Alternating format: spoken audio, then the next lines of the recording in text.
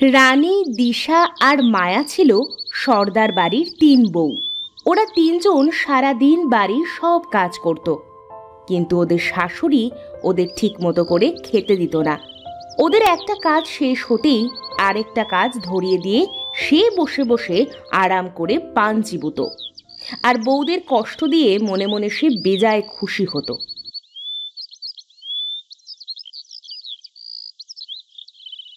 মেজো, এই মেজো, কত বেলা হয়ে গেল, ওঠ ঘুম থেকে। আমাদের শাশুড়ি মাকে তো জানিস, সারা দিন কাজের পর আধ পেটা খেতে দেয়, কাজ না করলে তো তাও পাবো না। চল ওঠ। আমার শরীরটা আজ একদম ভালো নেই বুবু, আমি মাথা তুলে বসবার মতো শক্তি পাচ্ছি না, গা জ্বরে পুড়ে যাচ্ছে। তুই হেসেলে চল, দেখি ঘরোয়া টোটকা দিয়ে তোর জ্বর সারাতে পারি কিনা।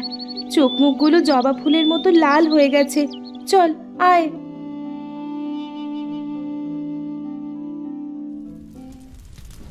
আমাকে একটু পানি দাও বুবু, গলাটা কেমন শুকিয়ে আসছে।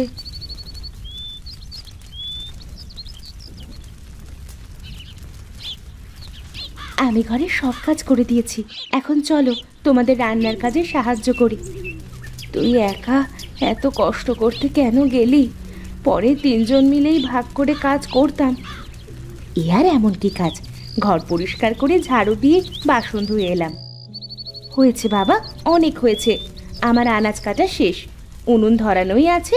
আমি বরং খিচুড়িটা বসিয়ে দিই, তারপর বেগুন আর পাঁপড় ভেজে নেব। আহ, কতদিন যে খিচুড়ি খাইনি। শুধু খিচুড়ি কেন বলছো? গরম ধোঁয়া ওঠা ভাত, এটাও তো পাতে পড়ে না।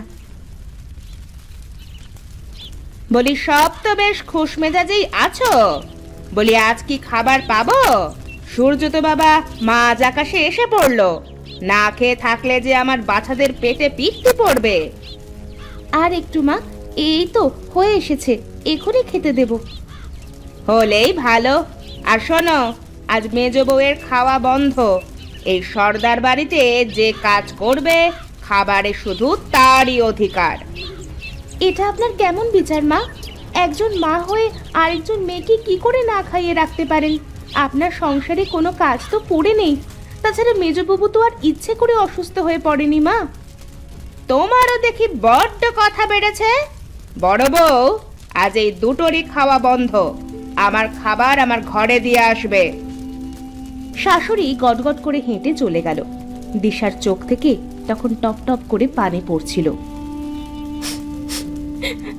জ্বরের জন্য কাল রাত থেকে কিচ্ছুটি খাইনি, আজও খাবার জুটবে না। এভাবে আর কতদিন? বাবা যে কেন আমাকে এই ঘরে বিয়ে দিয়েছিল জানো বুবু? আমরা খুব গরিব, তবে দুবেলা পেট পুড়ে দুটো ভাত খেতে পেতাম। কাঁদিস না মেজো, আমরা গরিব ঘরের মেয়েরা হলাম বড় লোকের বাড়ির কাজের লোকের চেয়েও নিচু দরের লোক। কাজ করতে পারলে দুটো জুটবে, নয়তো না খেয়েই থাকতে হবে। কেঁদো না মেজো বাবু, আমরা দুজন তো খাবার পাবো, ওটাই না হয় তিনজনে ভাগ করে খাবো। কি মন্ডা মিঠাই আর দেবে? দেবে রাতের বাসি পান্তা ভাতে একটু নুন আর পোড়া লঙ্কা। সেদিন ওরা তিনজনে সবে পান্তা ভাত নিয়ে খেতে বসেছে, তখন এলো এক বৃদ্ধ ভিক্ষুক। আমাকে দুটো খেতে দেবে মা? আমি 2 দিন ধরে না খেয়ে আছি। আপনাকে যে কি খেতে দেব বাবা? আছে সামান্য দুটো বাসি পান্তা, যদি চান তবে তাই দিতে পারি। দাও মা, তবে তাই দাও।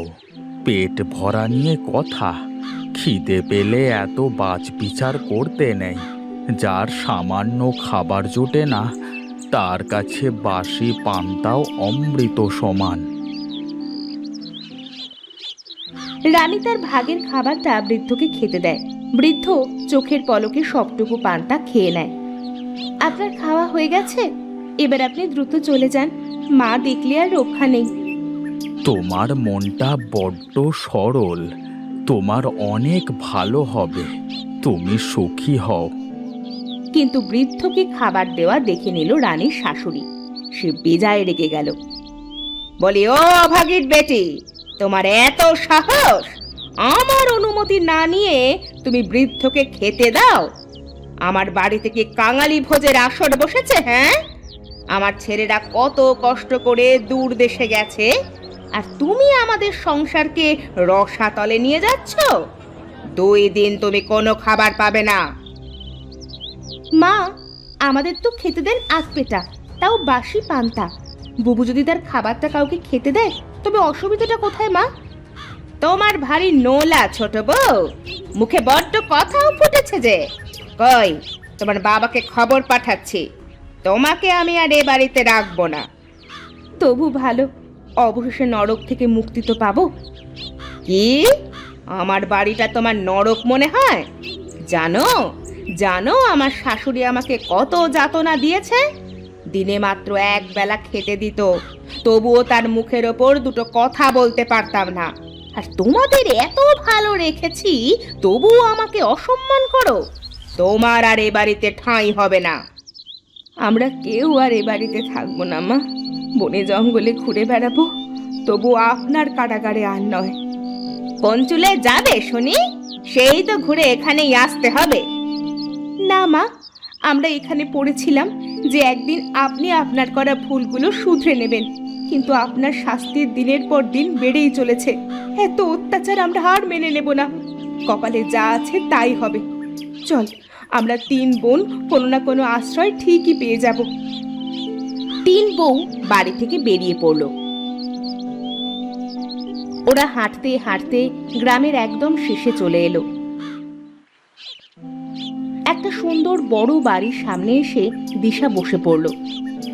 আমি আর চলতে পারছি না, আর 1 পা গেলেও হয়তো আমি মরে যাব।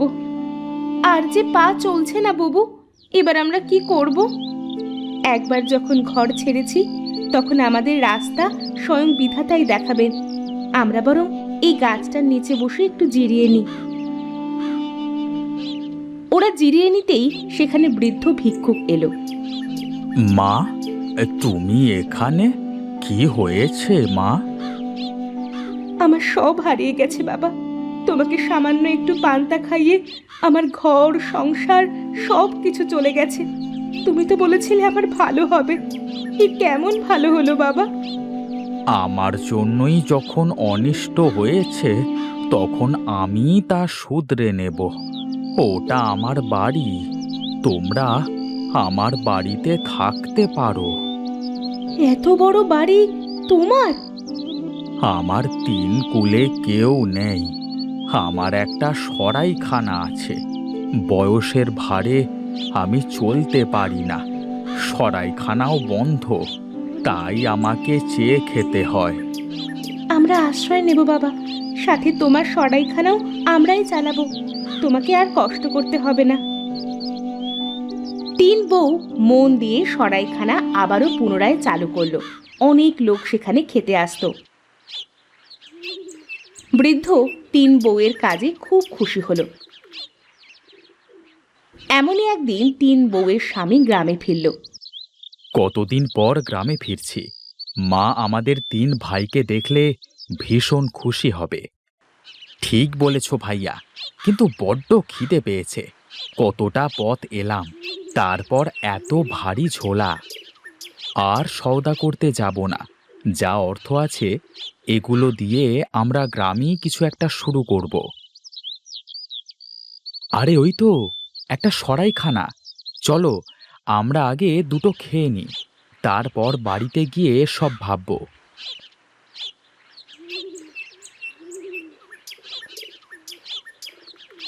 ওরা সরাইখানায় এসে চমকে গেল। ওরা দেখল 3 বউ মন দিয়ে সরাইখানা সামলাচ্ছে। তোমরা তোমরা 3 জন এখানে কেন? বাবা, সব দোষ আমার। আমাকে সামান্য পান্তা দেওয়ার অপরাধে ওদের আজ এই অবস্থা। তবে এখানে যা দেখছো সব ওদের। ওরা 3টি বউ বড্ড পয়মন্ত। কেন আমার বৃদ্ধ মাকে কষ্ট দিয়ে তোমরা এখানে চলে এসেছো, আমি তা জানতে চাই। সেদিন যা যা হয়েছিল 3 বউ সবটা খুলে বলল। মা তোমাদের এত কষ্ট দিত, আমাদের আগে জানাওনি কেন? জানালে কি হতো? মায়ের করা কাজগুলোকে বন্ধ করতে পারতে, নাকি পারতে মায়ের সামনে কোনো কথা বলতে? আমরা তো এখন ফিরে এসেছি, এখন তোমরাও ফিরে চলো। তোমাদের কোনো অসম্মান হবে না, আমরা তোমাদের বিশেষ খেয়াল রাখব। এবার তোমরা ঘরে ফিরে যাও মা, আর আমার যা কিছু আছে আমি সবটা তোমাদের দিয়ে দিলাম। তোমরা 3 বোন এক হয়ে একে অন্যের পাশে থেকো। সামান্য একটু পান্তা আমাদের সুখ, শান্তি আর বাবা সবটাই পাইয়ে দিয়েছিল। আমরা ঘরে ফিরবো, কিন্তু তোমাকে একা রেখে যেতে দেব না। আমাদের জন্য তুমি অনেক করেছো, এবার সময় আমাদের। হ্যাঁ, আপনি না থাকলে ওরা কোথায় যেত কে জানে। চলুন, আর না করবেন না।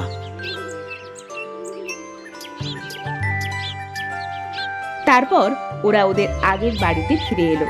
ওদিকে ওদের দেখে ওদের শাশুড়িও খুব খুশি হলো। তোমরা এসেছো, আমাকে তোমরা ক্ষমা করো। আমি তোমাদের সাথে অন্যায় করেছি। আজ থেকে এটা তোমাদের ঘর।